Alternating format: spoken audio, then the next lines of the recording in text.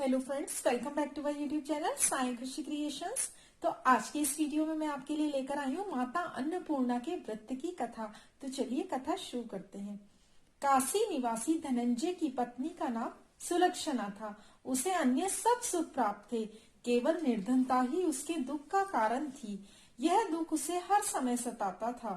एक दिन सुलक्षणा पति से बोली, स्वामी आप कुछ उद्यम करो तो काम चले। इस प्रकार कब तक काम चलेगा?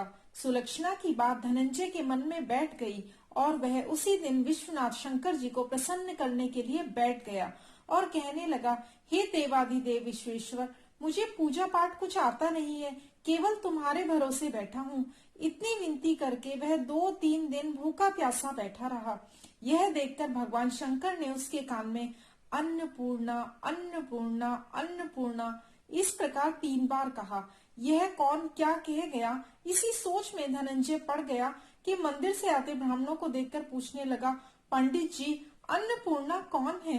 ब्राह्मणों ने कहा, तू अन्न छोड़ बैठा है, सो तुझे अन्न की ही बात सूझती है। जा घर जाकर अन्न ग्रहण कर। धनंजय घर गया, स्त्री से सारी बात कही। वह बोली, नाथ चिंता मत करो, स्वयं शंकर जी ने यह मंत्र दिया है, वे स्वयं ही खुलासा करेंगे। आप फिर जाकर उनकी आराधना करो। धनंजय फिर जैसा का तैसा पूजा में बैठ गया। रात्रि में शंकर जी ने आज्ञा दी, कहा तू पूर्व दिशा में चला जा। वह अन्नपूर्णा का नाम जपता जाता और रास्ते में फल खाता, झरनों का पानी पीता। इस प्रकार कितने ही दिनों तक चलता गया।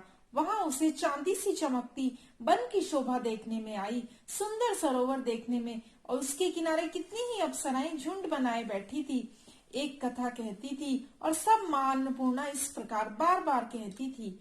यह अगहन मास की उजाली रात थी और आज से ही व्रत का आरंभ था। जिस शब्द की खोज करने वह निकला था, वह उसे वहां सुनने को मिला। धनंजय ने उनके पास जाकर पूछा, हे देवियों, आप यह क्या करती हो? उन सब ने कहा, हम सब मां अन्नपूर्णा का व्रत करते हैं। वह व्रत करने से गई पूजा से क्या होता है? यह व्रत करने से की गई पूजा से क्या होता है? यह किसी ने किया भी है, इसे कब किया जाए? कैसा व्रत है मैं और कैसी विधि है, मुझसे भी कहिए। वे कहने लगी, इस व्रत को सब कोई कर सकते हैं। 21 दिन तक के लिए 21 गांठ का सूत लेना चाहिए। 21 दिन यदि न बन पड़े तो एक दिन उपवास अवश्य करे। यह भी न बन सके तो केवल कथा सुनकर ही प्रसाद ले। निराहार रहकर कथा कहें।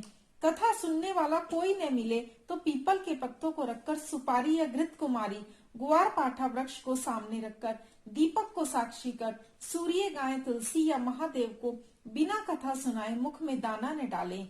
यदि भूल से कुछ पड़ जाए तो एक दिवस फिर उपवास करें। व्रत के दिन क्रोध न करें और झूठ न बोले। धनंजय बोले, इस व्रत के करने से क्या होगा?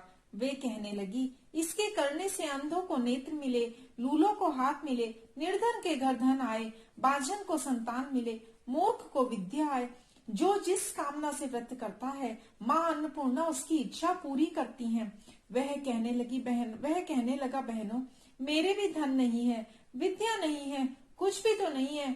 मैं तो दुखिया ब्राह्मण हूँ, मुझे इस व्रत का सूत दोगी? हाँ भाई, तेरा कल्याण हो, हम तुझे सूत देंगी। ले इस व्रत का मंगल सूत ले। धनंजय ने व्रत किया। व्रत पूरा हुआ, तभी सरोवर में से 21 खंड की स्वर्ण सीढ़ी हीरा मोती जड़ी हुई प्रकट हुई।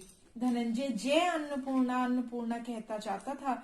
इस प्रकार कितनी ही सीढ़ियां उतर गया तो क्या देखता है कि करोड़ों सूर्य से प्रकाशमान अन्नपूर्णा माता का मंदिर है। उसके सामने स्वर्ण सिंहासन पर माता अन्नपूर्णा विराजमान है।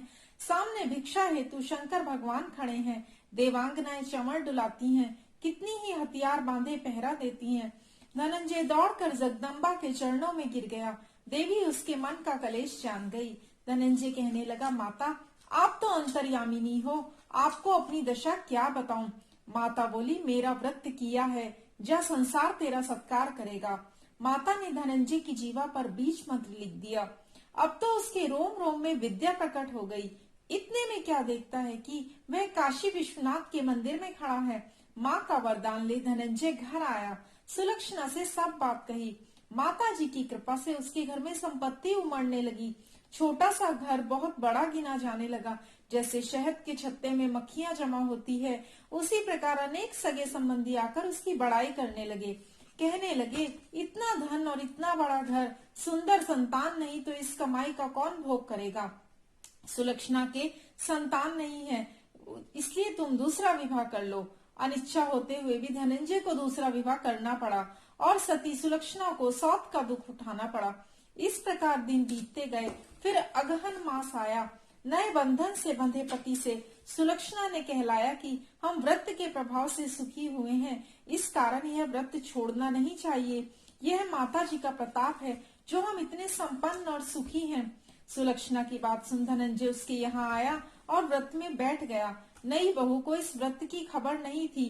वह धनंजय के आने की राह देख रही थी। दिन बीतते गए और व्रत पूर्ण होने में 3 दिवस बाकी थे कि नई बहू को खबर पड़ी। उसके मन में ईर्ष्या की ज्वाला दहक रही थी।